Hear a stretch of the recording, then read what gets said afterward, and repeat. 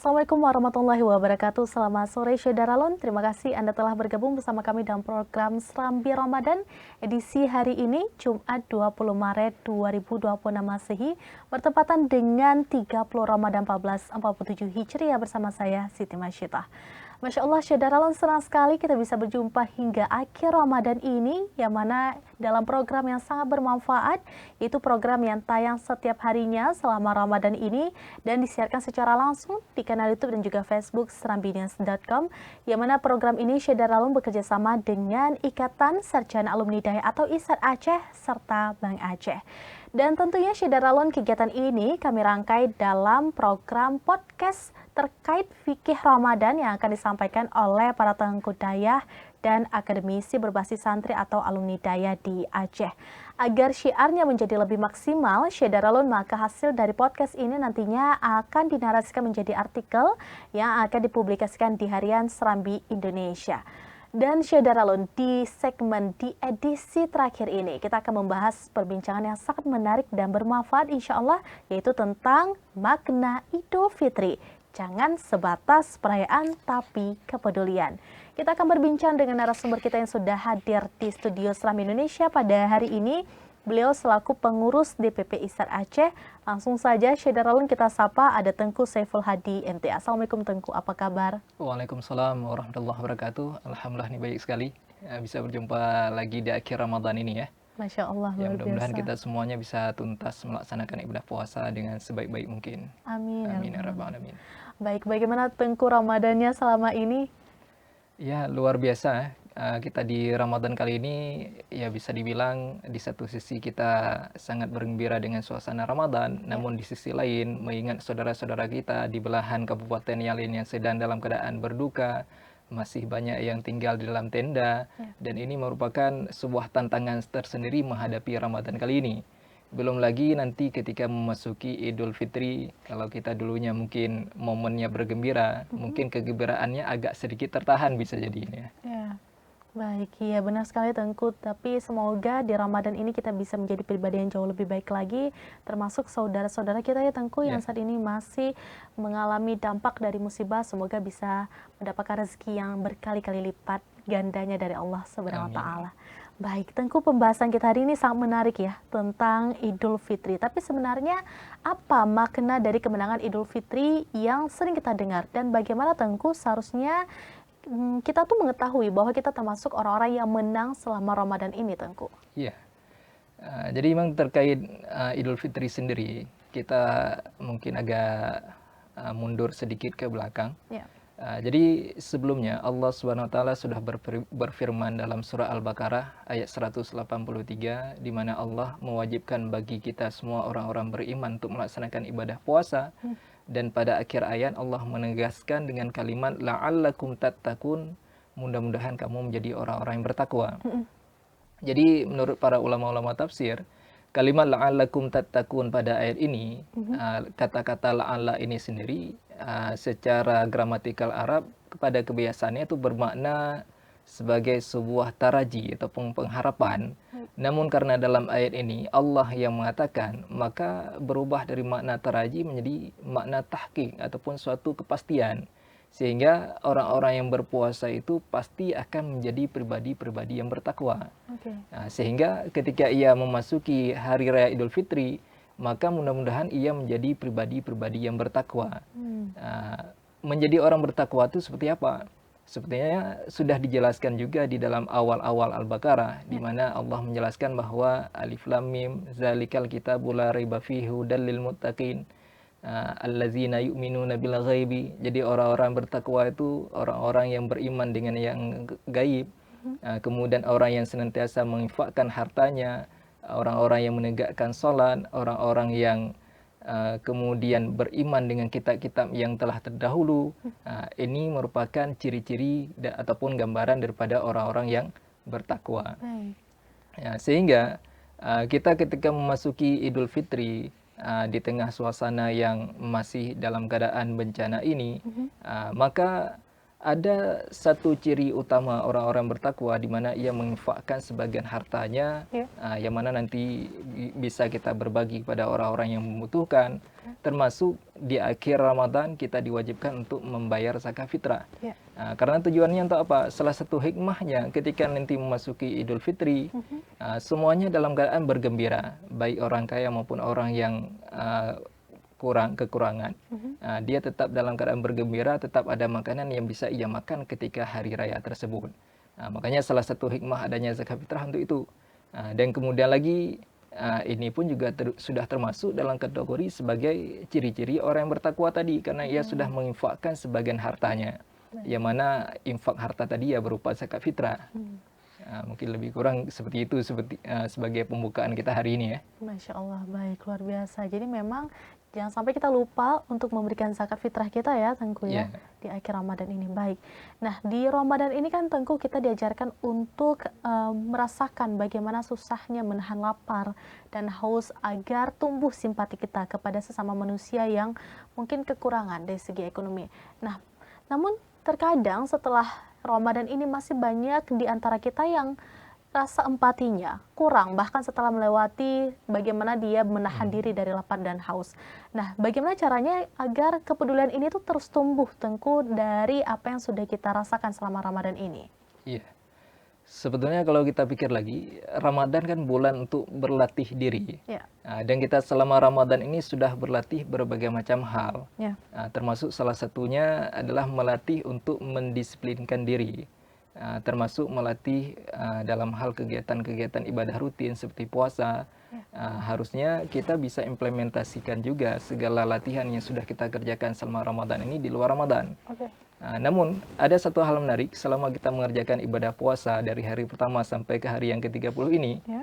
Kalau misalkan kita mau membuat sebuah survei kecil-kecilan, misalkan kita mau mencari tahu ada berapa banyak nggak orang yang telat berbuka puasa. Pastinya tidak ada orang yang telat berbuka puasa. Dimanapun ada kegiatan berbuka puasa bareng, apakah mungkin di manapun tempat, apa di Banda Aceh ataupun di lain-lain tempat, pasti ketika jatahnya waktu berbuka puasa kita selalu hadir tepat pada waktunya. Di situ kita mampu mendisiplinkan diri, mampu melatih diri untuk berbuka tepat pada waktunya. Harusnya pelajaran untuk mendisiplinkan diri yang sudah kita pelajari selama 30 hari ini mampu kita praktekkan untuk hal-hal yang lain, termasuk segala macam amal-amal kebaikan-kebaikan ataupun hal-hal baik lain yang terjadi dalam bulan Ramadan. Jadi tidak hanya selesai Ramadan berakhir pula segala macam kebaikan-kebaikan yang sudah kita lakukan hari ini. Sebab pada prinsipnya Ramadan yang 1 bulan ini kita berlatih untuk kita implementasikan untuk 11 bulan yang akan datang.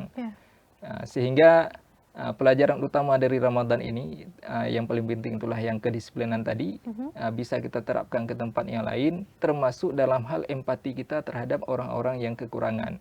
Kita sudah merasakan kelaparan selama 30 hari, menahan lapar selama 30 hari. Bahkan kalau kita pikir-pikir lagi, kita menahan lapar selama bulan puasa ini tidak ada apa-apanya ketimbang ketika Nabi dan para sahabat menahan lapar dulu. Di saat awal-awal puasa Ramadan ini diwajibkan.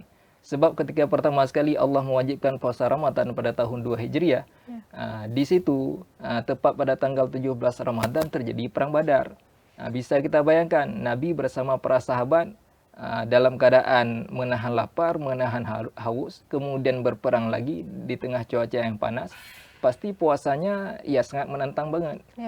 Ketimbang kita hari ini kalau seandainya panas ya kita tinggal nyantai ataupun ademkan diri di dalam masjid yang ber-AC ataupun di dalam tempat-tempat yang lain yang nyaman bagi suasana kita. Baik, luar biasa. Nah, ini berbicara tentang Nabi ya, Tengku ya. Bagaimana masa Rasulullah SAW dan juga para sahabat merayakan bahkan detik-detik menuju kemenangan hari Idul Fitri. Bagaimana dulunya mereka merayakan hal ini, Tengku? Kalau misalkan kita kan sekarang tentunya dengan hal-hal baru ya, Tengku ya. Rumah baru, furnitur baru, baju baru, dan sambut halal bihalal. Namun di masa zaman Nabi dulu, seperti apa, Tengku, menyambut hari kemerdekaan ini dan di hari rayanya? Jadi kalau kita lihat dari beberapa literatur sejarah, memang ketika perayaan hari raya, para budak-budak Habsyah mereka mendendangkan syair-syair sambil memukul rebana untuk menunjukkan kegembiraan. Dan memang bentuknya tidak terbatas dan terkait oleh tempat dan waktu. Jadi bebas saja memang. Kalau kita lihat hari ini, ya sesuai dengan konteks yang ada hari ini. Kita mungkin merayakan Hari Raya Idul Fitri itu, ya apa mungkin dengan membuat kegiatan seperti misalkan malam takbiran dan berbagai kegiatan-kegiatan yang lainnya dalam rangka kita merayakan kemenangan karena sudah selesai sebulan berpuasa. Namun jangan sampai begini, ketika kita merayakan malam kemenangan di malam Hari Raya Idul Fitri, tapi esok subuhnya kita telat bangun subuh. Gara-gara sudah euforia sekali di malam Lebaran, capek kali bergadang, akhirnya besok subuh nggak sanggup bangun subuh. Ujung-ujungnya siapa yang menang? Setan lah yang menang akhirnya. Karena kita sudah tidak mampu lagi menjaga konsistensi amal ibadah kita yang telah selama sebulan kita praktekkan. Kita selama sebulan Ramadan mampu bangun sahur, mampu menjaga salat subuh tepat waktu. Kenapa begitu udah masuk Hari Raya Idul Fitri, kita bergadang, akhirnya salat subuhnya ketinggalan. Ini jangan sampai terjadi demikian. Karena kalau seperti itu kejadiannya, akhirnya bukan kita yang jadi pemenang, tapi setanlah yang jadi pemenangnya. Karena ia sudah terbebas dari belenggu. Karena seperti kata Nabi, selama bulan Ramadan, setan-setan ini dibelenggu. Nanti siap Ramadan baru dilepas kembali. Jangan sampai akhirnya mereka lah yang merdeka, sementara kita yang terbelenggu gara-gara terjerumus lagi ke dalam tipu daya setan selanjutnya. Baik, wow, luar biasa sekali ya Syekh Daralun. Ini menjadi pengingat kepada kita. Ini bahkan sebenarnya hal simpel ya Tengku ya, tapi sering dilupakan bahwa jangan sampai menjelang Hari Raya Idul Fitri malah setan yang menang, bukannya kita sebagai manusia. Baik Tengku, kita jeda sejenak dan Syekh Daralun jangan kemana-mana, tetap di serambinews.com.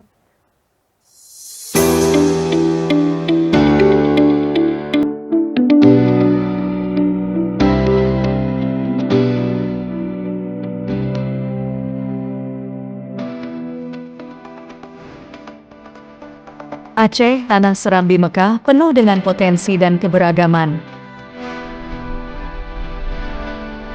Halo, saya Aisyah. Hari ini saya ingin berbagi bagaimana Bank Aceh Syariah mendukung pendapatan daerah di Aceh melalui produk-produk digital unggulannya. Bank Aceh Syariah hadir dengan berbagai produk digital yang memudahkan masyarakat dalam bertransaksi. Dengan aplikasi mobile banking dari Bank Aceh Syariah, semua bisa dilakukan hanya dalam genggaman, mulai dari transfer, pembayaran tagihan, hingga pembelian pulsa.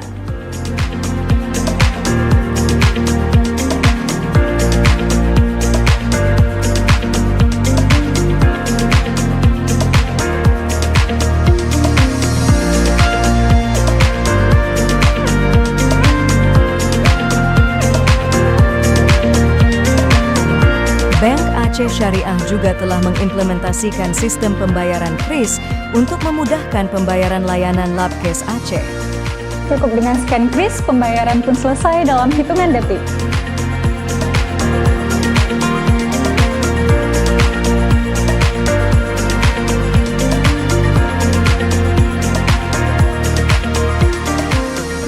Tak hanya itu, pembayaran pajak kendaraan di Samsat Aceh juga semakin mudah dengan KRIS. Cepat, mudah, dan praktis, semua untuk kenyamanan Anda.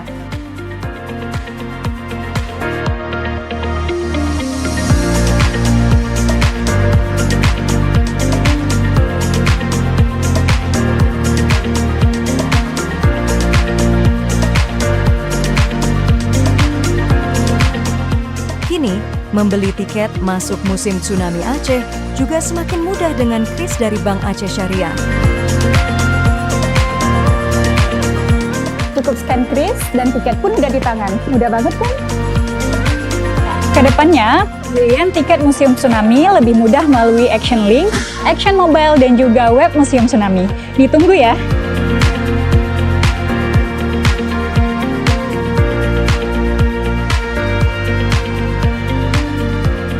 Semua transaksi di lingkungan pemerintah Aceh ke depannya akan terintegrasi dalam website Sedara, Sistem Elektronik Pendapatan Rakyat Aceh. Dengan berbagai inovasi digital, Bank Aceh Syariah terus mendukung pendapatan daerah Aceh, menjadikannya lebih modern dan maju.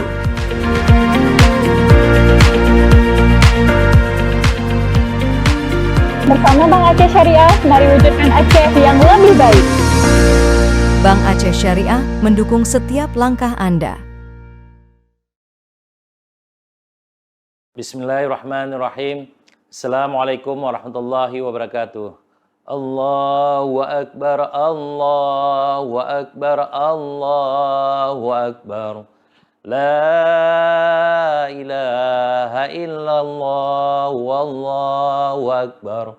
Allahu Akbar walillahil hamd. Alhamdulillah, setelah berpuasa sebulan penuh, kita menuju hari Nan Fitri. Saya Fadil Ilyas, Direktur Utama Bank Aceh, mengucapkan Selamat Hari Raya Idul Fitri 1447 Hijriah. Mohon maaf lahir dan batin. Wassalamualaikum warahmatullahi wabarakatuh.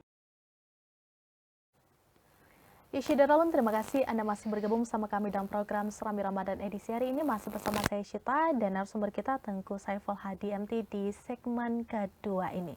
Ya Syederalun, menarik sekali ya pembahasan kita hari ini. Di segmen 1 tadi kita juga sudah menggali informasi dari Tengku Saiful Hadi terkait bagaimana sebenarnya makna dari kemenangan di hari Ramadan ini. Nah, pembahasan selanjutnya ini Syederalun pasti juga tidak jauh dari keseharian kita terkait halal, bihalal, dan ucapan selamat Lebaran. Ya Tengku, sebenarnya bagaimana sih seharusnya kita mengucapkan selamat Lebaran kepada sesama Muslim dan halal bihalal seperti apa yang dianjurkan dalam agama kita?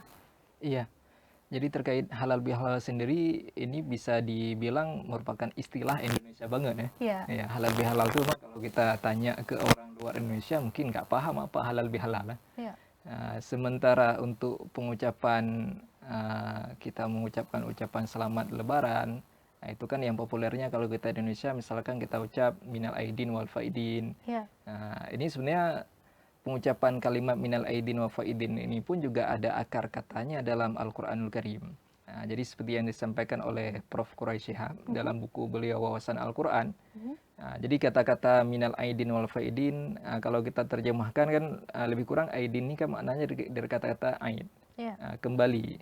Sementara al-faidin ini dari kalimat fauzun yang berarti kesuksesan ataupun keberuntungan. Okay. Jadi kita kembali untuk menuju keberuntungan. Okay. Dan dalam Al-Quran sendiri ditemukan sebanyak 29 kalimat yang mengarah pada kata-kata al-faizin tadi. Okay. Sehingga para ulama-ulama terdahulu di Nusantara ini menggunakan istilah minal aidin wal faidin ya sebagai salah satu ucapan ketika kita mau memberi ucapan selamat Hari Raya Idul Fitri ataupun Hari Raya Idul Adha. Baik. Ya tujuannya ya sama-sama kita berharap semoga kamu menjadi orang yang beruntung dan saya pun juga menjadi orang beruntung. Kita sudah sama-sama berpuasa selama sebulan penuh. Ya mudah-mudahan kita semuanya menjadi insan-insan yang bertakwa. Okay. Nah, sebab bertakwa inilah yang merupakan salah satu modal bagi kita semuanya untuk menggapai nikmat yang terbesar nanti di dalam negeri akhirat. Ya, sebab dengan takwa inilah Allah Ta'ala akan memberikan nikmat-nikmat yang kekal abadi di dalam negeri akhirat nantinya.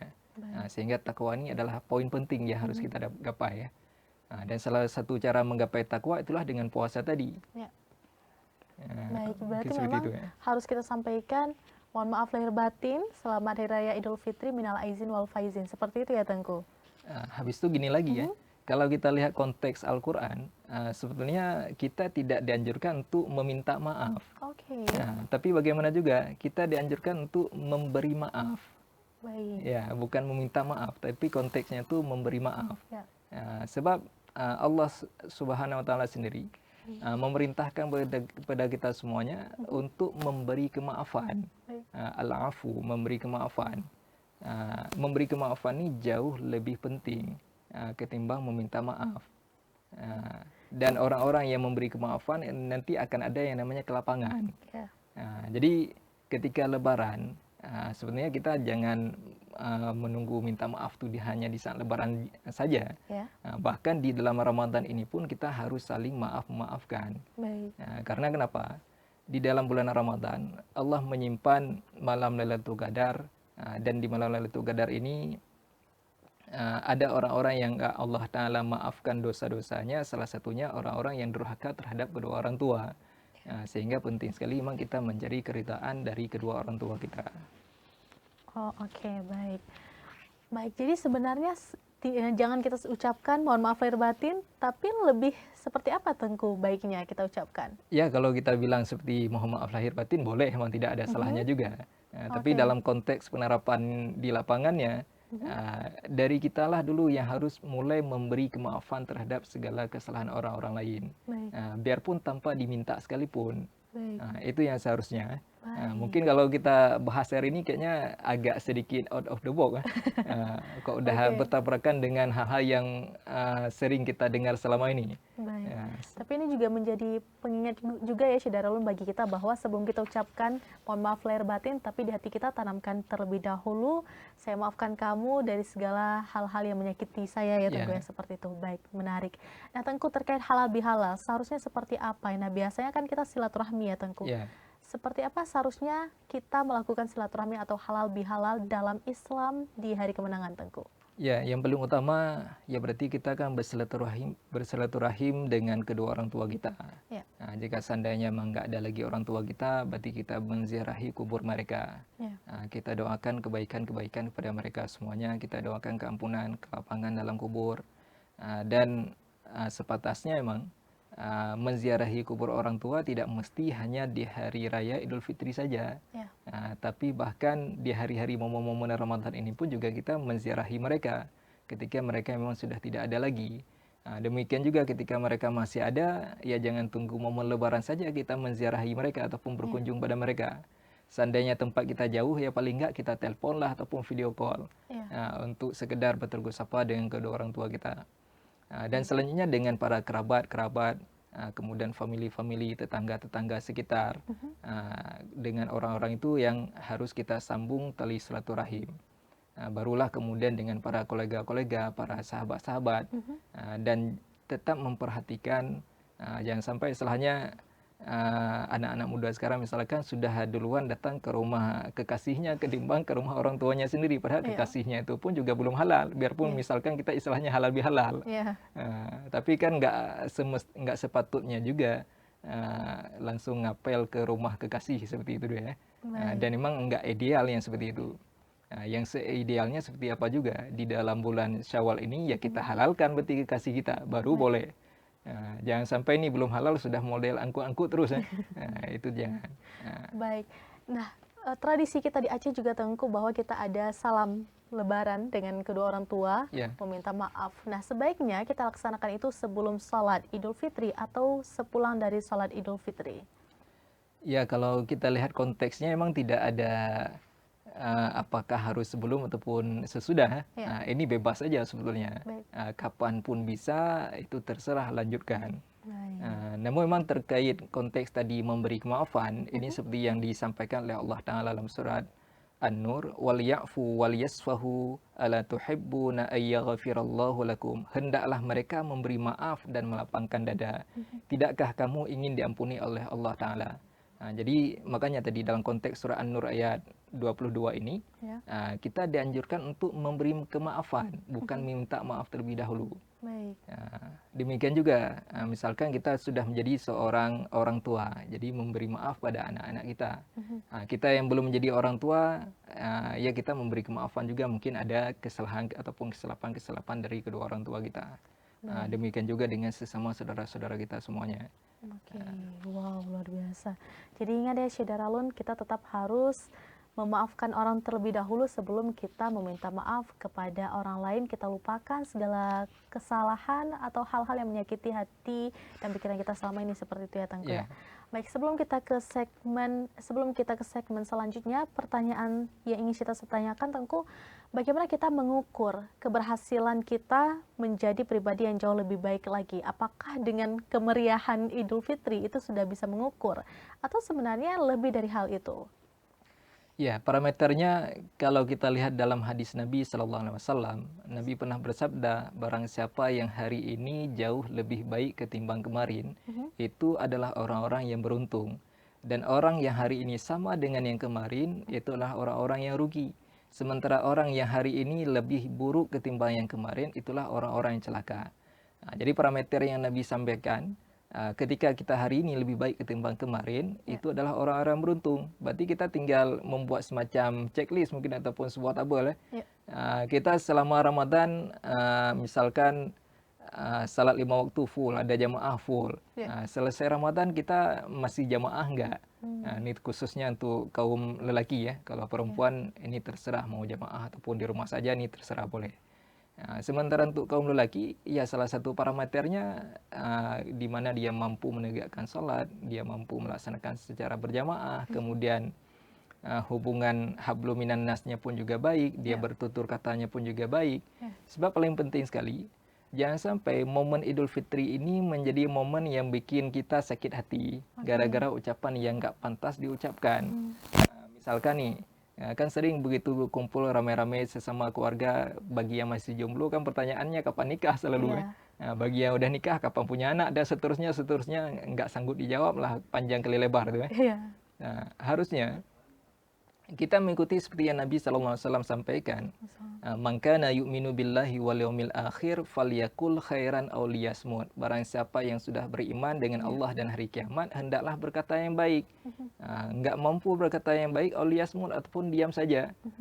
Jadi kita usahakan selama bersilaturahim di dalam suasana Idul Fitri, kita jaga ucapan kita pikir-pikir dulu ketika mengucap. Jangan sampai selesai kita berbicara jadi kepikiran. Ini yang bikin masalah nantinya.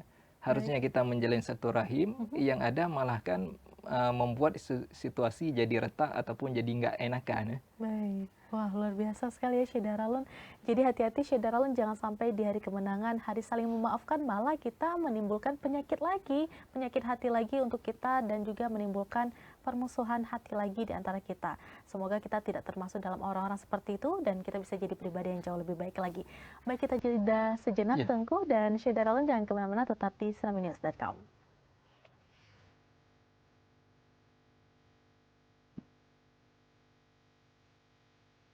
Dari masa ke masa, produk hasil karya anak negeri terus berkembang dengan pesat. Kualitas produk dari UMKM tidak perlu diragukan lagi. Semua diolah dari sumber terbaik untuk menghasilkan produk nomor 1 bagi konsumen.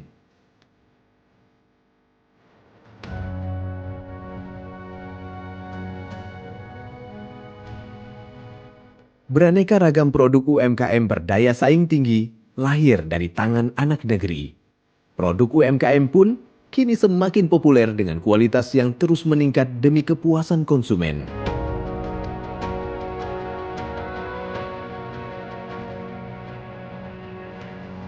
Mengikuti perkembangan gaya hidup serba praktis di era digital, kini pembayaran produk UMKM sudah bisa dilakukan dengan e-payment. Konsumen bisa melakukan pembayaran dengan menggunakan internet banking, KRIS.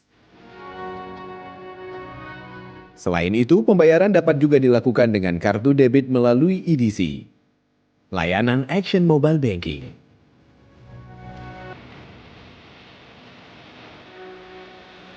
Bank Aceh juga terus bersinergi bersama pelaku UMKM dengan pembiayaan melalui direct financing ke beberapa kelompok sektor ekonomi demi menumbuh kembangkan perekonomian masyarakat.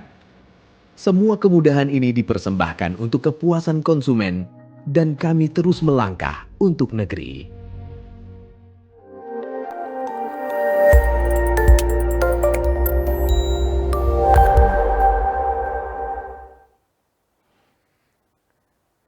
Ya, terima kasih Syed Daralun, Anda masih bergabung bersama kami dalam program Serambi Ramadan. Di edisi hari ini masih bersama saya Syita dan narasumber kita Tengku Saiful Hadi MT.